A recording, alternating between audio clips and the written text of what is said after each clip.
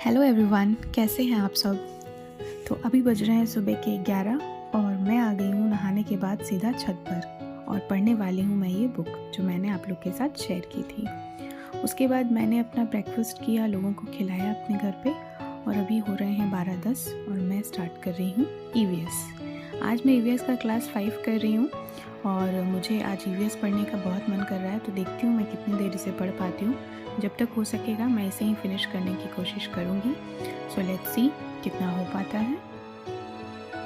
तो आप देख रहे हैं मैं नोट्स बनाती जा रही हूँ एंड डोंट माइंड मैं जैसी लग रही हूँ बिकॉज मैंने शैम्पू किया था और बहुत ठंड लग रही थी, मेरे बाल भी गीले थे। मैं छत पे गई थी, आपने देखा ही होगा। मैं नीचे आ गई और मैंने बस खाना खाने के बाद नाश्ता करने के बाद पढ़ाई स्टार्ट कर दी, क्योंकि मुझे और उससे ज़्यादा इम्पोर्टेंट कुछ भी नहीं लगा।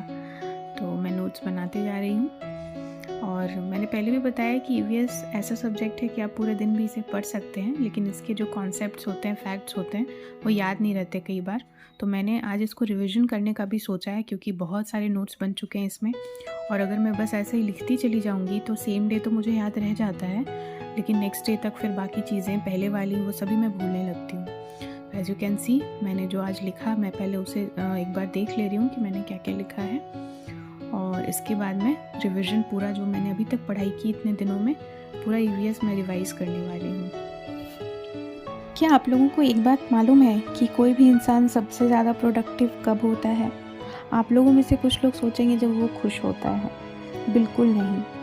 हमारा जो माइंड है ना, ये अच्छे से वर्क कभी भी नहीं करेगा अगर आप बहुत ज़्यादा हैप्पी, बहुत ज़्यादा एक्साइटेड हैं। और ऑन दी कॉन्ट्रेरी अगर आप बहुत ज़्यादा दुखी हैं, बहुत हताश हैं, निराश हैं, तो भी आप प्रोडक्टिव नहीं हो पाएंगे। तो इसका जो बेस्ट वे है प्रोडक्टिव होने का, वो है अपने आप में बैलेंस रखना। ना आपको ज़्यादा खुश रहना है और ना ज़्यादा दुखी रहना है। लेकिन हम ह्यूमंस हैं, हमारे साथ एक प्रॉब्लम है कि अगर हमारे सामने कोई भी समस्या आती है तो हम बहुत ज़्यादा उसको लेकर के परेशान हो जाते हैं और अगर कुछ अच्छा होता है हमारे साथ तो हम बहुत ज़्यादा खुश हो जाते हैं। और दोनों ही सिचुएशन में अगर मैं बात करूं पढ़ाई करने की, या अगर आप कोई जॉब कर रहे हैं जिसमें आपको अपना 100% देना है, तो आप उससे पीछे रह जाते हैं। आप आई होप समझ पा रहे हो मैं क्या कह रही हूँ, क्योंकि मेरे साथ यही होता है। तो अगर आप ऐसा फील कर रहे हैं तो उस स्थिति में आपको खुद को कंट्रोल करना पड़ेगा। और आप खुद को कैसे कंट्रोल कर सकते हैं ये तो आपकी सिचुएशन पे भी डिपेंड करता है।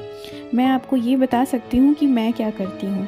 फॉर एग्ज़ाम्पल अगर मैं आज की बात करूँ तो मैं बहुत अच्छा फील नहीं कर रही थी ड्यू टू सम रीज़न्स। तो जब मैं बहुत ज़्यादा अच्छा फील नहीं करती हूँ, नेगेटिव फील करती हूँ, तो मैं क्या करती हूँ, या मुझे बहुत टेंशन हो जाती है कि पता नहीं अब क्या होगा, पता नहीं मैं पढ़ पाऊँगी या नहीं, मेरा जॉब होगा या नहीं, इस तरह के टेंशन अगर आपको भी होते हैं, दिस इज़ वेरी कॉमन।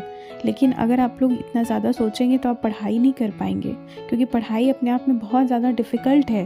आपका माइंड जब तक शांत नहीं रहेगा आप नहीं पढ़ सकते हैं। तो फिर आप इसको कैसे ठीक करें, मैं इसके लिए आपको कुछ टिप्स दे सकती हूँ, जिसमें से फर्स्ट ये है कि आप अपने माइंड को शांत रख सकते हैं मेडिटेशन करके। अब मेडिटेशन करना इतना आसान तो है नहीं, तो आप क्या कर सकते हैं, आप एक काम कर सकते हैं, अपने फ़ोन से कोई भी एक अच्छा सा भजन जो आप अक्सर सुनते हो या आपको पसंद हो, आप उसको प्ले करिए। अपनी आँखों को बंद करिए, अपने दोनों हाथ को जैसे आप क्लैपिंग करते हैं वैसे पोजीशन में लाइए और धीरे धीरे क्लैप करते हुए बिल्कुल ही आहिस्ता आहिस्ता आप उस गाने में खो जाइए। अब आप इमेजिन करिए कि आपके लाइफ में कोई प्रॉब्लम है ही नहीं, एक्चुअल में वो आप हैं ही नहीं। और आप यकीन मानिए ये एक दिन में नहीं होगा, लेकिन ये धीरे धीरे हो जाएगा और ये मेडिटेशन से बहुत आसान है। आप ऐसा सपोज़ कर सकते हैं कि आपने अपने सारे प्रॉब्लम्स भगवान को दे दिए, आपने उनको शेयर कर दिए, एंड बिलीव मी बहुत अच्छा लगता है। इस तरह से करके आप नॉर्मल हो सकते हैं। अगर आप बहुत ज़्यादा एक्साइटेड हैं, आई मीन खुश हैं, तो भी ठीक है, अच्छी बात है, तो बहुत खुशी की बात है, आपने कुछ अचीव किया, कुछ अच्छा किया। उस चीज़ को भी आप भगवान को दे दें कि मैंने आपको दिया, आपके कारण हुआ, मेरे कारण नहीं हुआ। क्योंकि आप अच्छा या बुरा जो भी करते हैं उसमें टोटली आपका टोटलिटी नहीं होता है। आई होप यू नो दैट। तो आप ऐसा करके खुद को बैलेंस्ड रख सकते हैं। ये मेरा टिप नंबर 1 है। और टिप नंबर 2 मैं आप लोगों को बोल कर नहीं बल्कि कर कर दिखाऊंगी, जो आप देख सकते हैं। जी हाँ, ये है मेरा टिप नंबर 2। अब आप लोग सोच रहे होंगे ये बच्ची क्या कर रही है। तो मैंने तो आपको इस बच्चे से इंट्रोडक्शन पहले ही कराया था। ये मेरी भतीजी है और ये डांस कर रही है ऑब्वियसली, और इसके पीछे मैं हूँ।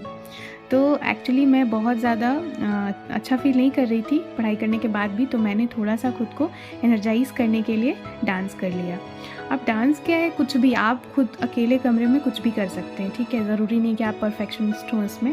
और ये मेरी बच्ची बस मेरे साथ ही रहती है, तो ये भी मुझे कॉपी कर रही थी। और मैंने ऐसा सोचा नहीं था आपके साथ शेयर कर पाऊँगी, लेकिन मेरे हस्बैंड अचानक से आ गए और उन्होंने इसकी वीडियो बना ली, तो मैंने सोचा व्हाई नॉट, आपके साथ भी शेयर कर दूँ। तो ये थी मेरी टिप नंबर 2, आप ये भी फॉलो कर सकते हैं। और अब चलिए मैं दिखाती हूँ आपको मैंने आज कितना पढ़ाई किया। तो मैंने क्लास 5 से स्टार्ट किया था ईवीएस का, और अभी क्लास 9 मैंने कर लिया है। और टोटल मैंने 12 वीडियोस तक हिमांशी मैम की देख ली है, और मैंने इतना कुछ रिवीजन भी कर लिया शुरू से लेकर के, और इतना कुछ पढ़ भी लिया।